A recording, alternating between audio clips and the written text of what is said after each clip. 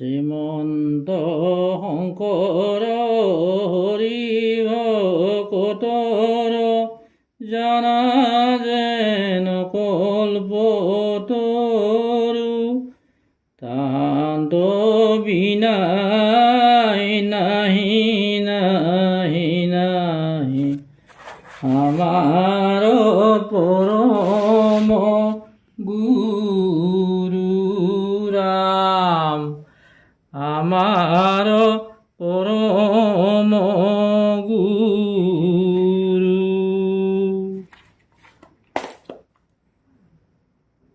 কৃষ্ণকেন্দ্ৰিক একেশ্বৰবাদী নৱবৈষ্ণৱ ধৰ্মৰ আন্দোলনে পূৰ্ণতা পোৱাৰ আগৰ সময়খিনিক ধৰ্মীয় অন্ধকাৰ যুগ বুলি কোৱা হয়।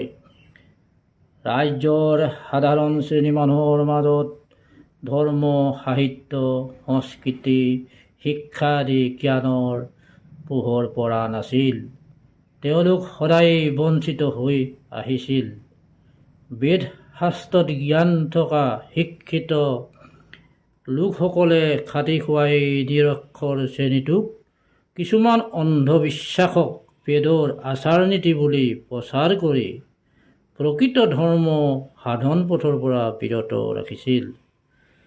ভোগবাদ আৰু বস্তুবাদৰ চিন্তাধাৰাই জ্ঞানৰ পোহৰ পোৱা মুষ্টিমেয় শিক্ষিত শ্ৰেণীটোক আচ্ছন্ন কৰি ৰাখিছিল।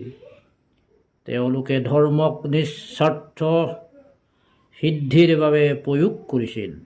ফলস্বৰূপে বৈদিক ধৰ্ম অনৈতিক আৰু ভ্ৰষ্টাচাৰলৈ পৰিণত হৈছিল। ভিন্ন দেৱ দেৱীক পশু পক্ষী বলি বিধানেৰে ৰাজসিক তামসিক পদ্ধতিয়ে পূজা পাৰ্বণ কৰাৰ নিয়ম প্ৰচলিত হ'ল। আনকি গছ, সাপ, নদী আদি প্ৰাকৃতিক শক্তিবোৰকো পূজা কৰাৰ কিছু ভ্ৰান্ত ধাৰণাৰ সৃষ্টি হৈছিল। গাঁও তথা দেশত প্ৰাকৃতিক দুৰ্যোগ বা অমংগল হ'লে পুৰোহিত শ্ৰেণীটোৱে ৰজাক পৰামৰ্শ দি দেৱ দেৱীক সন্তুষ্ট কৰিবলৈ নৰবলি আদিৰ দৰে জঘন্য কৰ্মবোৰ কৰিবলৈ কুণ্ঠাবোধ কৰা নাছিল।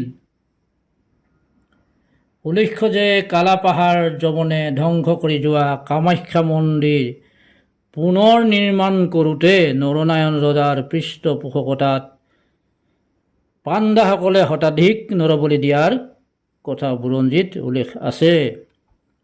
অবিবেচক ৰজাসকল যাজক শ্ৰেণীৰ কবলত পৰিছিল।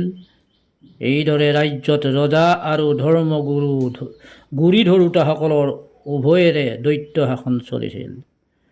মঠ মন্দিৰবিলাকত পঞ্চমকাৰে পূজা কৰাৰ নীতি সংযোজন ঘটিল। কুমাৰী পূজা, যোনি পূজা আদি ঘৃণনীয় কৰ্মবিলাক বেদৰ ধৰ্ম হিচাপে জনসাধাৰণৰ মাজত প্ৰচলিত হ'ল। মন্দিৰত নৃত্য পতিয়সীৰ পয়োভৰ ঘটিল, যাক দেৱদাসী নৃত্য বুলি কোৱা হয়। সেই নৰ্তকীবিলাক পিছলৈ মন্দিৰৰ পূজাৰী তথা মুৰব্বীসকলৰ ভোগৰ সামগ্ৰী হিচাপে পৰিগণিত হৈছিল। তেনে এক বিপন্ন সময়ত ভাৰতবৰ্ষত চৈতন্যদেৱ, হৰিব্যাস, ৰামানুজ, কবিৰ আদি কেইবাজনো মহাপুৰুষে জন্ম গ্ৰহণ কৰিছিল। তেওঁলোকে সেই সময়ত চলিত ধৰ্ম ব্যৱস্থাৰ পৰিৱৰ্তে এক শুদ্ধ সত্য বৈষ্ণৱ মতাদৰ্শৰ প্ৰচাৰত মনোনিৱেশ কৰিছিল। অসমতো মাধৱ কন্দলী, ৰাম সৰস্বতী প্ৰভৃতি কবিসকলে বৈষ্ণৱ সাহিত্যৰ ৰচনাৰ যোগেদি উৰ্বৰা কৰি থৈ যোৱা ধৰ্মক্ষেত্ৰখনত শংকৰদেৱ গুৰুজনাই তেখেতৰ বহুমুখী প্ৰতিভাৰে নৱবৈষ্ণৱ ধৰ্মৰ বীজ ৰোপণ কৰাৰ সুযোগ গ্ৰহণ কৰিছিল। মহেন্দ্ৰ কন্দলী টোলত শিক্ষা গ্ৰহণ কৰি থকা অৱস্থাত হিন্দু ধৰ্মাৱলম্বী বিভিন্ন জাতি জনগোষ্ঠীৰ মাজত বৰ্তি থকা ধৰ্মীয় অন্ধবিশ্বাস আৰু কুসংস্কাৰবোৰে শ্ৰীমন্ত শংকৰদেৱৰ মনক ব্যথিত কৰি তুলিছিল।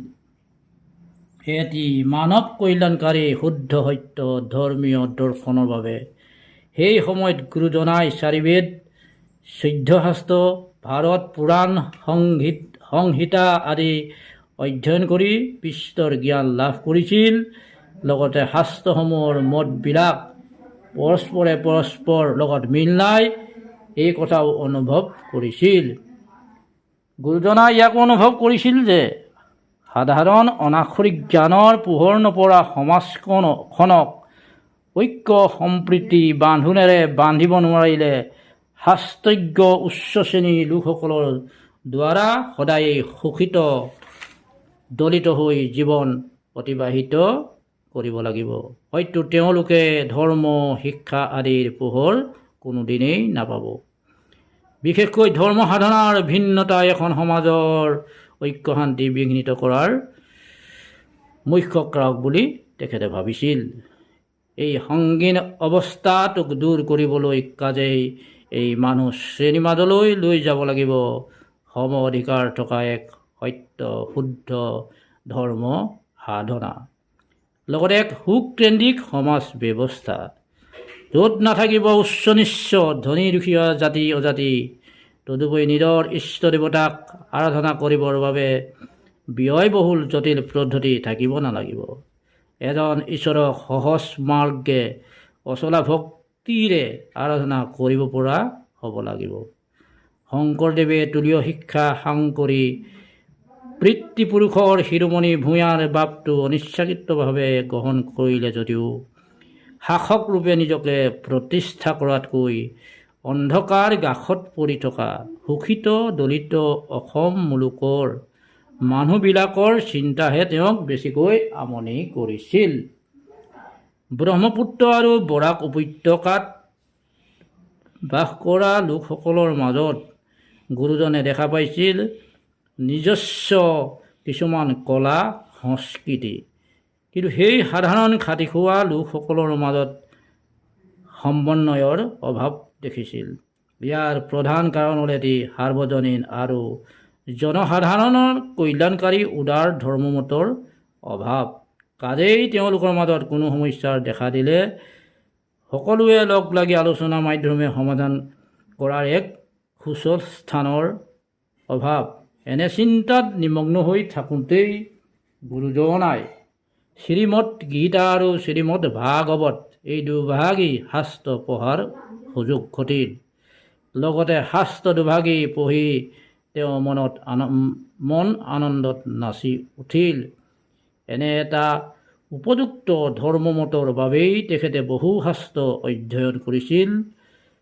শাস্ত্ৰ জ্ঞানত পুষ্ট হোৱাৰ লগতে ভাৰতৰ বহু মঠ মন্দিৰ পৰিভ্ৰমণ আৰু তাত পোৱা সাধু সন্তৰ লগত বাৰ্তালাপৰ ভিত্তিত যি জ্ঞান লাভ কৰিছিল তাৰ আধাৰতেই অসমত এক শৰণ বৈষ্ণৱ ধৰ্ম বা নাম ধৰ্ম প্ৰচাৰ আৰু প্ৰসাৰৰ যোগেদি মানুহবিলাকক প্ৰকৃত ধৰ্ম সন্ধান দিয়াৰ বাবে উঠি পৰি লাগিল। এই ক্ষেত্ৰত শংকৰদেৱক গুৰু মহেন্দ্ৰ কন্দলী ৰাম গুৰু আদি কৰি পণ্ডিত ব্ৰাহ্মণসকলে সহযোগ কৰিছিল।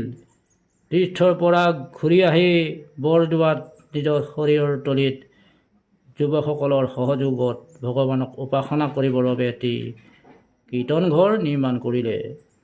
কীৰ্তন ঘৰৰ পূবফালে উত্তৰা দক্ষিণাকৈ সজা ঘৰটিৰ নাম দিলে মণিকূট, য'ত নিৰাকাৰ ভগৱানৰ সাকাৰ বাংময় মূৰ্তিৰ স্বৰূপ ভাগৱত ৰখা হৈছিল।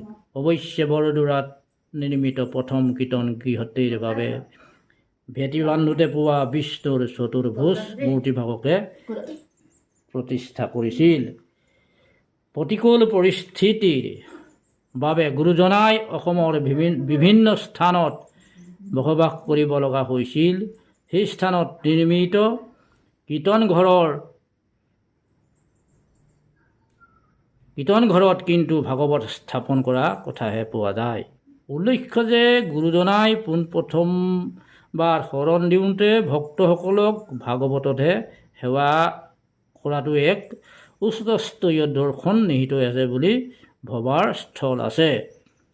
আজিও আমাৰ গাঁৱে ভূঞে থকা নামঘৰসমূহত গুৰু আসনত ভাগৱতৰ সাৰ গুণমালা পুথিভাগ স্থাপন কৰি ভক্তি কৰি অহাটোৱে গুৰুজনাৰ ধৰ্মমতৰ এক বিশেষ তাৎপৰ্য বহন কৰি আহিছে বুলি আমি ভাবোঁ। নৱনিৰ্মিত কীৰ্তন ঘৰত নিৰন্তৰে শ্ৰীকৃষ্ণৰ গুণানুকীৰ্তন চৰ্চা হ'ব ধৰিলে। শ্ৰীমন্ত শংকৰদেৱৰ শ্ৰীমুখে ভাগৱতত থকা অমৃতময় শ্ৰীকৃষ্ণৰ লীলাসমূহ শুনিবলৈ বৰদোৱাৰ উপৰিও আশে পাশে থকা মানুহৰ সোঁত বলিবলৈ ধৰিলে। বৰদোৱা দ্বিতীয় বৈকুণ্ঠপুৰীলৈ ৰূপান্তৰিত হ'ল। ক্ৰমান্বয়ে জনসাধাৰণৰ কৃষ্ণৰ প্ৰেমত মজিবলৈ ধৰিলে। ভক্তসকলে বৈকুণ্ঠৰ পথ চাবলৈ ইচ্ছা প্ৰকাশ কৰি গুৰুজনাক নিবেদন কৰিলে। গুৰুজনায়ো ভক্তৰ ইচ্ছা পূৰ্ণ কৰাৰ হেতু চিহ্নযাত্ৰা নামেৰে এখন নাট ৰচনা কৰি গায়ন বায়নৰ শিক্ষা দি সপ্ত বৈকুণ্ঠৰ পথ অংকিত কৰি নিজেই সকলো ক্ষেত্ৰতে দিয়া পৰামৰ্শ দি ঐশ্বৰিক শক্তিৰ দ্বাৰা অভিনয় কৰি হাজাৰ হাজাৰ দৰ্শকক মৰিবলৈ সক্ষম হৈছিল। চিহ্নযাত্ৰা অভিনয় চাই দৰ্শক ইমানেই আপ্লুত হৈছিল যে একেৰাহে 7 দিন 7 ৰাতি অভিনয় চলিছিল যদিও দৰ্শকসকলে এদিন এৰাতিহে বুলি মনত ভাবিছিল। এই নাটৰ অভিনয়ৰ পিছতেই মহাপুৰুষজনাৰ জনপ্ৰিয়তা দুগুণে বাঢ়িল। তেওঁৰ ব্যক্তিত্ব আৰু ঐশ্বৰিক শক্তিৰ প্ৰমাণ পাই পণ্ডিত বামুণসকলকে ধৰি বহুজনে গুৰুজনাৰ ওচৰত শৰণ লৈছিল। এই শৰণ নাম ধৰ্মৰ যোগেদি অসমত বসবাস কৰা বিভিন্ন জনগোষ্ঠীৰ মাজত ঐক্য সম্প্ৰীতি এনাজৰীডাল সুদৃঢ় কৰিছিল। প্ৰান্তীয় ভাষালৈ অনুবাদ কৰা শাস্ত্ৰৰ কথাবিলাক সাধাৰণ মানুহে বুজিব পৰা হ'ল। আখৰিক পদ্ধতিৰে প্ৰাকৃতিক শক্তি তথা বিভিন্ন দেৱ দেৱীক কৰা পূজা অৰ্চনাৰ পৰিৱৰ্তে গুৰুজনাৰ অনবদ্য সৃষ্টি কীৰ্তন ঘৰত সকলোটিয়ে দ্বিধাহীনভাৱে একেলগে বহি কৃষ্ণৰ গুণনাম শ্ৰৱণ কীৰ্তন কৰি আপ্লুত হোৱাৰ লগতে ভগৱানৰ কৃপা বিচৰা সঠিক পথৰ সন্ধান বিচাৰি পালে। নাহি ভকতিত জাতি অজাতি বিচাৰ এই শাস্ত্ৰবাণীষাৰৰ প্ৰতিফলন ঘটিল। ইতিমধ্যে শংকৰদেৱৰ গুণ গৰিমাৰ কথা ভূঞা ৰাজ্যৰ সীমা অতিক্ৰম কৰি চুবুৰীয়া ৰাজ্যত প্ৰজাৰ মাজতো প্ৰভাৱ বিস্তাৰ কৰিলে। এনে সময়তে ভূঞা ৰাজ্যৰ ৰবি মাৰ যোৱাৰ উপক্ৰম হ'ল। কছাৰীসকলৰ বৰ্বৰোচিত অত্যাচাৰত প্ৰজাসকলে দিহিঙে দিপাঙে পলাই যাব ল'লে। শংকৰদেৱসহ ভূঞা লোকসকলো ব্ৰহ্মপুত্ৰৰ পাৰ হৈ উত্তৰ পাৰলৈ আহিল। উত্তৰ পাৰতো বিভিন্ন কাৰণবশতঃ গাংমু বেলগুৰি তথা ভটিয়াই আহি কনককুছি চোনপাৰা পাটবাসী আদি স্থানত বসবাস কৰিছিল। লগতে সেই স্থানসমূহতো এক শৰণ নামধৰ্ম প্ৰচাৰ কৰাৰ সুযোগ গ্ৰহণ কৰিছিল। ধোৱাহাটত 53 শিষ্য তথা অভেদ আত্মা মাধৱদেৱক লগ পোৱাৰ বিপৰীতে চোনপুৰাত ভৱানন্দ হাউদ অৰ্থাৎ নাৰায়ণ দাস চাকুৰাক ধৰি বিখ্যাত আতাপুৰুষসকলক লগ পোৱাৰ সুযোগ ঘটিল। এইসকলৰ জৰিয়তে বৈষ্ণৱ ধৰ্মক জনসাধাৰণৰ মাজলৈ লৈ যোৱাত অধিক সুগম হ'ল। শ্ৰীমন্ত শংকৰদেৱ গুৰুজনাই এইদৰে অসমৰ সিমূৰৰ পৰা সিমূৰলৈকে এখন বৈষম্যবিহীন সমাজ গঢ় দিয়াৰ লগতে অসমত এক শৰণ নাম ধৰ্মৰ বিশাল ৰাজ্য প্ৰতিষ্ঠা কৰি সেই ধৰ্মৰাজ্যভাৰ মহাপুৰুষ মাধৱদেৱৰ ওপৰত অৰ্পণ কৰি 119 বছৰ বয়সত কোচ ৰাজ্য মধুপুৰত গুৰুজনাই নৰনাথৰ জৱনিকা পেলাই আমি এই কথাখিনি আগবঢ়াওঁতে অনিচ্ছাকৃতভাৱে আগপিছ বঢ়াটোত হ'ব পাৰে। আপোনাৰ হ'ব মহামন্ত্ৰসকললৈ ক্ষমা কৰি দিয়াৰ আশা কৰি কৰোঁতে আমাৰ সেৱা জনালোঁ। জয় গুৰু শংকৰ, জয়তু কৃষ্ণ।